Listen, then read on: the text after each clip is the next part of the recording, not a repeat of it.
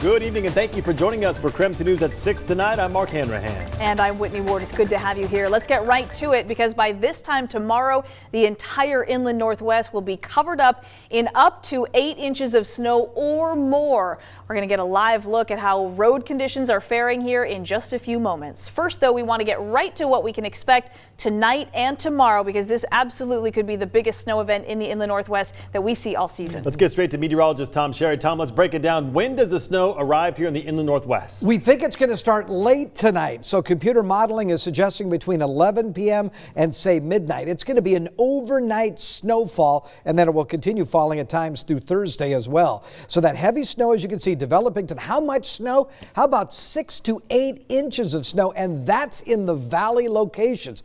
That's in Spokane. Keep in mind, we already have about 7 inches of snow already on the ground in our neighborhood streets. So this is going to be a whole lot more snow. And of course, heavier mountain snow will fall in those higher elevations, in excess of a foot of snow. Needless to say, dangerous driving conditions in effect for tomorrow morning and all day on Thursday. There's that winter storm warning shaded in pink. It's everywhere you can see across really the Pacific Northwest. And you can see some of the forecast totals, maybe 4 to 6 inches of snow out towards central Washington. The Cascades could get in some of the higher elevations in the Cascades could get more than 3 feet of additional snowfall.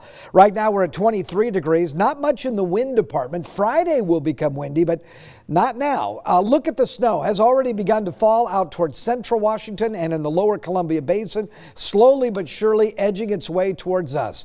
So snow overnight down to about 22, sloppy tomorrow afternoon with a daytime high of about 35. Rain possible late Thursday night into Friday as Friday's high gets up to about 40, and then it just could turn into an icy mess on Saturday as daytime highs only get about 1 degree above freezing. I'll have a look at that future tracker computer model, show you when that snow starts and stops coming up in a few minutes. Sounds good, Tom. Thank you very much. All right, let's take a live look at Snoqualmie Pass right now. Pretty dark at this hour. You can see traffic still flowing along the freeway, but my goodness, they've had some issues up there. They are expecting up to 2 feet of snow just tonight. So if you plan to go over the Cascades in the next 72 hours, really, you should delay your trip, say transportation officials. Very tough driving conditions with major delays are expected in the next 24 hours. And if you do have to drive over one of our passes, take it slow. This happened this morning just outside of Ellensburg. Also, make sure you are following tire requirements like putting on chains. They are in place for a reason. And it is all hands on deck for road crews, that's for sure. Spokane area crews also getting ready for the big day tomorrow. They're being loaded and fueled up ahead of tonight's heavy snowfall. WashDOT already has crews on the road right now, and they will continue working until shift change at 3 a.m. So literally they'll be out there around the clock. Yeah, it's a big job here in Spokane. City crews are now gearing up for all the overnight snowfall, and that includes getting all crew members in place for when the city needs to move to that 24/7 full city plow. KREM 2's Amanda Rowley found out it takes a lot of work just to maintain those trucks. She is joining us live from our KREM 2 storm tracker with more on how they're getting ready. Amanda? Hi, Mark and Whitney. Yeah, Spokane City Streets Department is expecting it will have to shift eventually into that 24/7 full city plow. And that happens when the snowfall reaches 4 or more inches. Now, here's a quick look at the road conditions tonight. We are downtown in the downtown core, heading by Chili's. Roads aren't too bad. Right now they're mostly clear. There's some slush in some places. But we know that's not going to be the case by tomorrow morning. Now, a full city plow means the city will move to 24/7 operations with the goal of completing that plow work in about 3 days. Now, people don't realize the toll plowing the streets takes on the city's trucks. Street Department Director Clint Harris told me they go through a ton of tire chains over the winter season. They also replace a lot of other parts on plows and support vehicles just to keep them in service. And they have to be quick about it, so there is no time wasted getting the trucks back on the streets. It takes a lot of maintenance to keep the trucks going because the extreme cold is very hard on all the systems on the trucks. The other maintenance on the trucks that most people don't realize is the amount of chains we go through that they put on tires and the plow bits. So each driver changes his own chains and plow bits as well as fueling his own truck.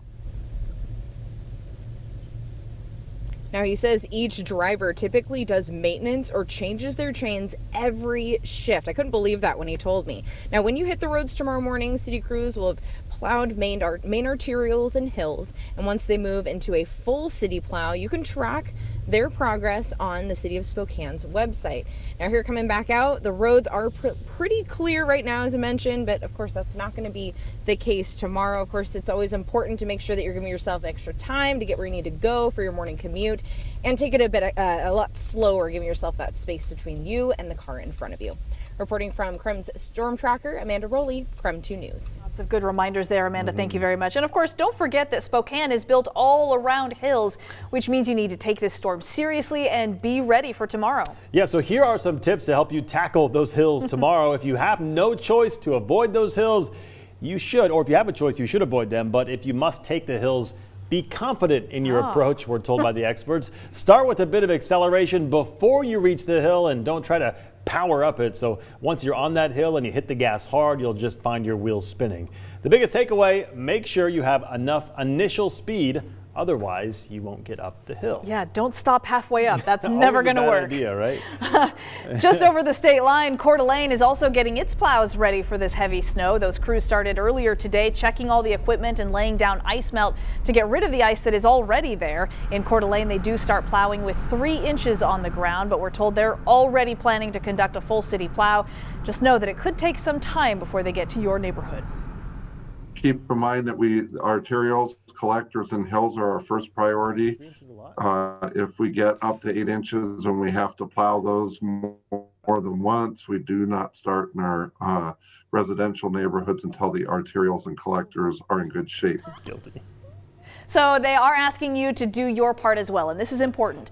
Don't park on the street if you can avoid it. Give those plows plenty of room out there on the road, and give yourself plenty of time to get where you need to go without having to rush. So not only are the roads getting prepped right now for the snow, but so are power companies. They're getting ready. We already saw some outages earlier today. Avista, for example, says if there are power outages tomorrow, it may take up to a day to restore depending on what conditions are like outside. Our Janelle Finch has more now on how the power companies are also doing some prep work. Janelle?